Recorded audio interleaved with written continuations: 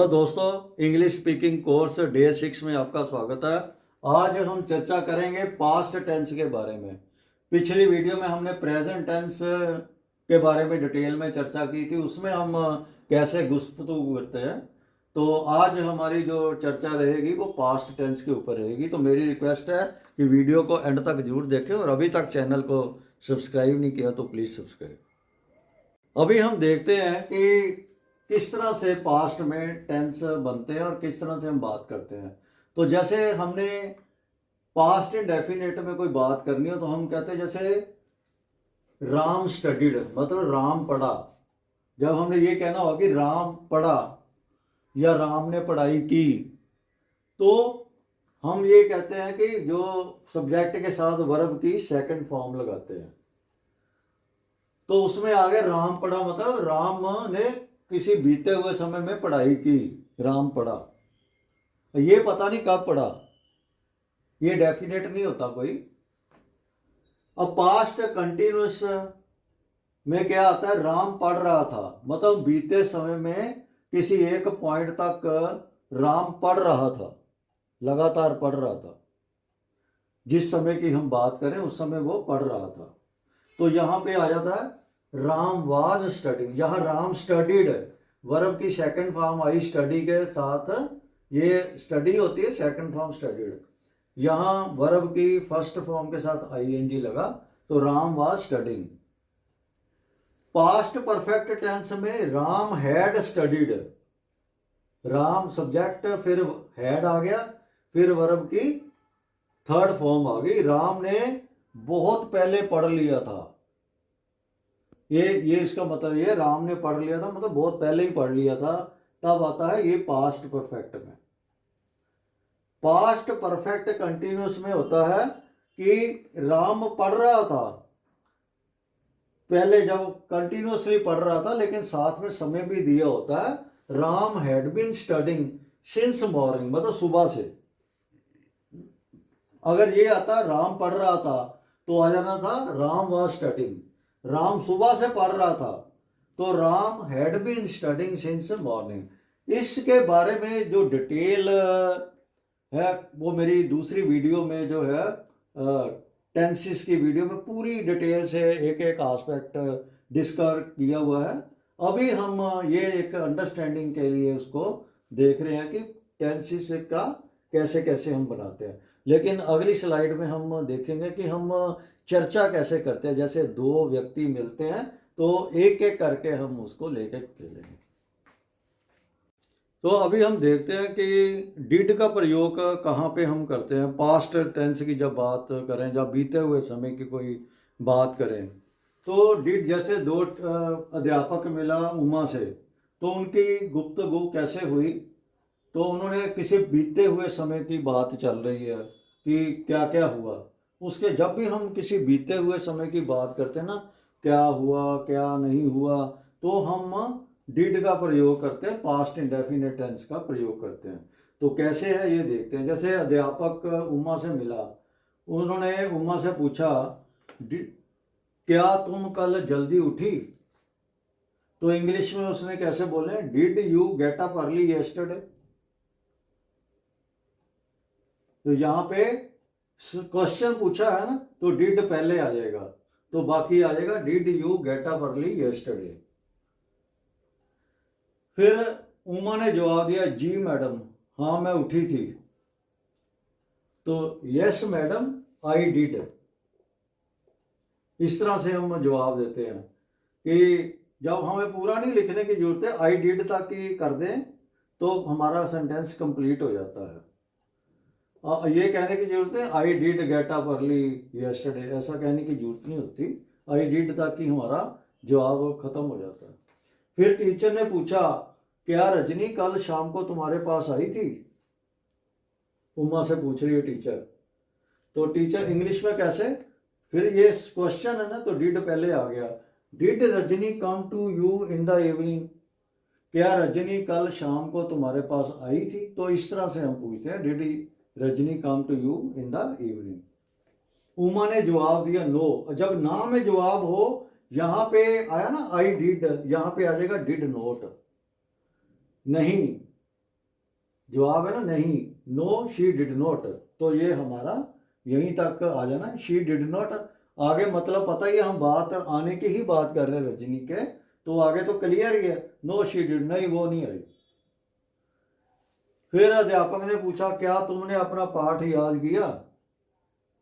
फिर क्वेश्चन वाला डिड पहले आ गया, did you learn your lesson, कि तुमने अपना जो लेसन है वो याद किया, पाठ याद किया? उन्होंने किया था उमा ने, उसने कहा यस मैडम आई डिड। तो यहाँ पे डिड की बात होगी, आई डिड। यहाँ जब भी रिप्लाई करना, कोई कोई ऐसा पूछा पास्ट टेंस में, आई डिड नॉट, इस तरह से हम आंसर कर सकते हैं। तो इसमें एक चीज इंपॉर्टेंट क्या है, हम ये देखो सारी बीते हुए किसी समय में टाइम जो हुआ उसके बारे में बात कर रहे हैं। अभी हम देखेंगे कि जब पास्ट में, बीते हुए समय में जब कोई काम निरंतर चल रहा था तो उसको कैसे हम डिस्कस करते हैं, आप में बातचीत में कैसे प्रयोग करते हैं। तो वहाँ पे एक इम्पोर्टेंट चीज़ है, हम वाज या वर का प्रयोग करते हैं। जैसे वाज लगता है आई, ही, शी, इट किसी नाम के साथ या आई के साथ, बाकी सबके साथ वर लगता है। तो जैसे अध्यापक एक स्टूडेंट को मिला रमेश नाम के, तो उसने पूछा अध्यापक ने, क्या तुम पुस्तक पढ़ रहे थे? ऐसे ही बातचीत होती है ना। तो इंग्लिश में कैसे पूछना है, पूछा इंग्लिश ने, were you reading a book. इसमें इंपॉर्टेंट क्या है, अब देखो ये यहाँ पे तुम की बात आ रही है ना, तुम के साथ वर आना है। Were you reading a book, क्या तुम किताब पढ़ रहे थे? और एक और, जब भी प्रश्न हो वाज या वर सबसे पहले आएगा। Were you reading a book, तो स्टूडेंट ने जवाब दिया जी पढ़ रहा था। रमेश ने जवाब दिया यस सर आई वाज। तो यहाँ पे पूरा बोलने की जरूरत नहीं, yes sir I was reading a book, क्योंकि वो तो पता ही है रीडिंग उसी के बारे में पूछा है, तो यस सर आई वाज। तो अगर होता नहीं सर मैं नहीं पढ़ रहा था, तो आ जाता no sir I was not. अध्यापक ने फिर पूछा क्या रमा भी पढ़ रही थी? तो यहां पे अब देखो रमा कोई नाम है, उसके पहले वाज आ जाएगा, was Rama also reading? Ramesh ने बताया नहीं वह केवल सुन रही थी। तो रमेश ने जवाब दिया no sir she was just listening, वो सिर्फ सुन रही थी। अगर ये होता हाँ सर वो भी पढ़ रही थी, यस सर शी वाज, फिर यहीं पे खत्म कर देना था। अगर ये होता नहीं सर वो नहीं पढ़ रही थी, तो no sir she was not. अब हम बात दूसरी कर रहे हैं, हम वो कह रहे हैं नहीं वो सुन रही थी, तो इसलिए no sir she was just listening. अध्यापक ने फिर बोला क्या तुम्हारे घर तुम्हारी बुआ गाना गा रही थी? टीचर कहता है was your ऑन्ट singing at your house, क्या तुम्हारे घर में तुम्हारी बुआ गाना गा रही थी? तो योर ऑन्ट, ये एक बंदा है ना, उसके साथ वाज आ गया, was your ऑन्ट singing at your house. Ramesh ने जवाब दिया नहीं मेरी बहन गा रही थी, know my sister was singing. तो इस तरह से पास्ट में जहां लगातार काम चल रहा है कंटिन्यूस टेंस में, हम इस तरह से डिस्कशन करते हैं। जब काम कंप्लीट होने की बात होती है ना, किसी बीते हुए समय में किसी एक पॉइंट तक काम कंप्लीट हो गया हो, तब हम प्रयोग करते हैं हैड का। उसको हम कैटेगराइज करते हैं पास्ट परफेक्ट टेंस में। मतलब इसमें इंपॉर्टेंट क्या है, काम फिनिश हो गया था लेकिन बीते हुए समय में, तो उसमें कैसे चर्चा होती है उसके बारे में हम डिटेल में चर्चा करेंगे। जैसे कमल और विमल मिले, तो कमल ने विमल से पूछा क्या तुम सिनेमा नहीं गए थे? मतलब काम कंप्लीट होने की बात हो रही है, सिनेमा देखने मतलब नहीं गए थे, देखने जाने का काम कंप्लीट होने की बात हो रही है। तो कमल इंग्लिश में कैसे पूछेगा, had you not gone to cinema? तो यहाँ पे इंपॉर्टेंट क्या है, सबसे पहले हैड आना। ये हमेशा जब भी प्रश्न पूछा जाए तो जो हेल्पिंग वर्ब होती है, हैड हो, वाज वर हो, डिड हो, कोई भी हो, सबसे पहले वो आता है। Had you not gone to cinema, और यहाँ पे वर्ब की थर्ड फॉर्म आती है। विमल कहता है नहीं, विमल नो आई हैड नॉट, नहीं मैं नहीं गया था। फिर कमल पूछता है क्या तुम रोहित से पहले कहीं मिल चुके थे? तो यहां फिर से आ गया प्रश्न की बात है, had you met Rohit anywhere before, क्या तुम पहले कभी एनीवेयर कहीं भी पहले मिल चुके थे रोहित से? तो यहाँ इंपॉर्टेंट क्या है, एक तो हेड आता है और वर्ब की थर्ड फॉर्म आती है। यहाँ गो वेंट गोन, यहाँ मीट मेट मेट। तो had you met Rohit anywhere before, क्या तुम पहले कभी रोहित से मिल चुके थे? फिर विमल कहता है हाँ मैं उसे 2 साल पहले शिमला में मिला था। Yes I had met him 2 years back in Shimla, या ये भी कह सकते हैं yes I had met him in Shimla 2 years back, हाँ मैं उसे शिमला में पहले मिल चुका था 2 साल पहले। कमल फिर कहता है क्या तुम्हारे स्टेशन पहुंचने से पहले गाड़ी जा चुकी थी, पूछता है उसे। Had the train left before you reached station, क्या तुम्हारे स्टेशन पहुंचने से पहले गाड़ी जा चुकी थी? विमल कहता है यस इट हैड, बाकी लगाने की जरूरत नहीं, हाँ ये जा चुकी थी। तो इस तरह से हम गुफ्तगू करते हैं। इसमें मैं बार बार यही कह रहा हूँ, एक इसको बहुत ज़्यादा डिटेल में देखने के लिए टेंसेस के ऊपर जो वीडियोस हैं मेरी, उनको ज़रूर देखिएगा, उससे आपको बहुत ज़्यादा क्लैरिटी होगी। अब हम बात करते हैं कि किसी बीते हुए समय में कोई काम लगातार चल रहा था और साथ में दिया होता है टाइम भी सुबह से शाम से दोपहर से। तो इस तरह से जब बात होती है तो उसको कैटेगराइज हम करते हैं पास्ट परफेक्ट कंटिन्यूअस टेंस, और उसमें प्रयोग जो करते हैं हेल्पिंग वर्ब वो होती है हैड बीन।